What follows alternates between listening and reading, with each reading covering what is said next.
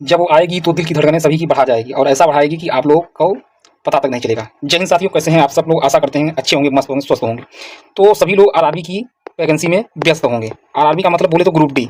इसका exam start होने वाला है 3 अगस्त से, जो कि 21 अगस्त तक चलेगा। 3 से 21 अगस्त तक हमारा चलेगा। हम आपको 30 दिन का मास्टर प्लान बताने वाले हैं। 30 दिन का मास्टर प्लान हमारे पास है कि मैंने कैसे क्या क्या अचीव किया, कौन कौन से सब्जेक्ट पे पकड़ बनाई। आप बस जुड़े रहिए, खाली 5 मिनट हमें दे दीजिए और जो पीडीएफ हम आपको बताएंगे उस पीडीएफ को आप लोग ध्यान में रखे रहिएगा।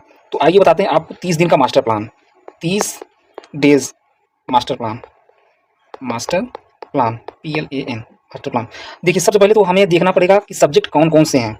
सब्जेक्ट के लिए आपको जाना पड़ेगा पहले मैथ में। तो अगर मैथ का देखा जाए तो मैथ में हमारे आते हैं 25 क्वेश्चन, ठीक है। और रीजनिंग का देखा जाए, अगर रीजनिंग का है 30 क्वेश्चन। जीएस आता है हमारा 25 क्वेश्चन। और हमारा जो साइंस आता है वो आता है साइंस, जीएस और सीए करंट अफेयर, ये मिलाकर 25 और साइंस हमारा आता है 20। टोटल हमारे हो गए 100 क्वेश्चन। 20 25 50 हमारे हो गए 100 क्वेश्चन। अब देखिए 100 में आपको लाना कैसे है, कौन कौन सा सब्जेक्ट में क्या करना है, आइए आपको बताते हैं। मैथ है, जैसे मैथ में आपको आएंगे 25 क्वेश्चन। अब 25 में आपको अटेम्प्ट 1/3 का माइनस मार्किंग भी है, 1/3 का माइनस, ये क्या हो गया, माइनस मार्किंग पे आपको 20 क्वेश्चन 100% अटेम्प्ट करना है, सही सही। अगर आप बात करते हैं रीजनिंग की, अगर रीजनिंग की बात करते हैं तो आएगा 30। इसमें 30 में 30 क्वेश्चन आपको अटेम्प्ट करने हैं, सही, राइट।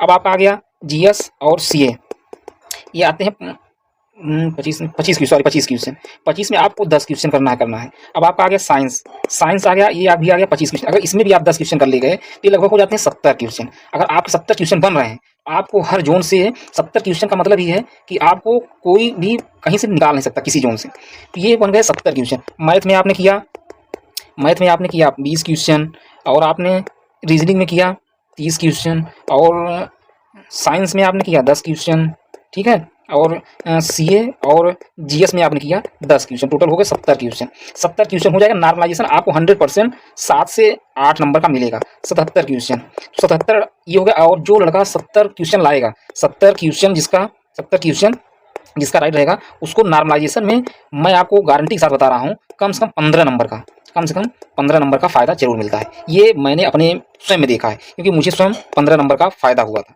तो आपको साइंस में क्या पढ़ना है, क्या नहीं पढ़ना है। साइंस की अगर बात करते हैं, साइंस में ही आपका ज़्यादा आपको समस्या हो रही। साइंस में आप बायोलॉजी पढ़ लीजिए, थोड़ा सा फिजिक्स का सूत्र पढ़ लीजिए, केमिस्ट्री का सूत्र पढ़ लीजिए। हालांकि टाइम नहीं है, अब आपको प्रैक्टिस सेट लगाना है और टाइम तो बचा ही नहीं है। रीजनिंग है, रीजनिंग में जो चैप्टर आपको छूट रहे हैं उनको पकड़िए। जैसे कि हो रीजनिंग में रैंकिंग, ये क्वेश्चन 100% आता है।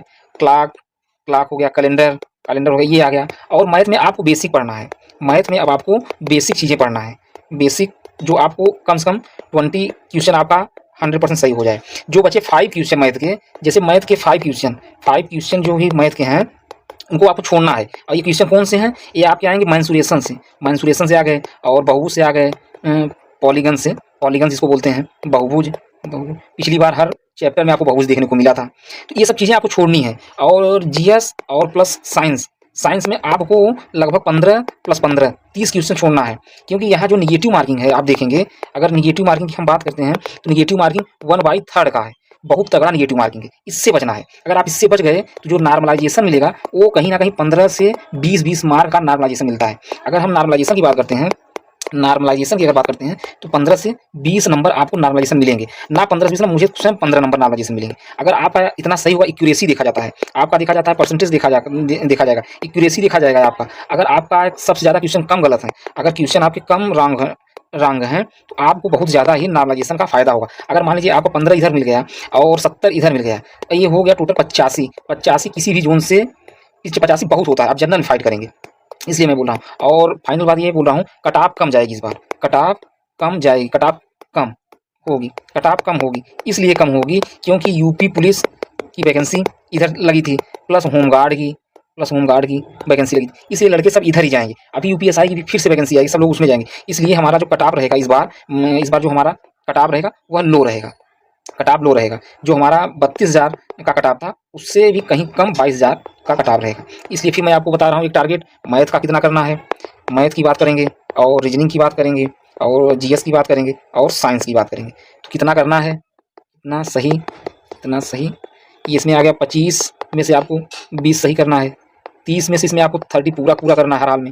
इसमें 25 में आपको 10 निकालना है, इसमें 25 में आपको 10 निकालना है। टोटल हो गए हमारे 70 और प्लस 10 80।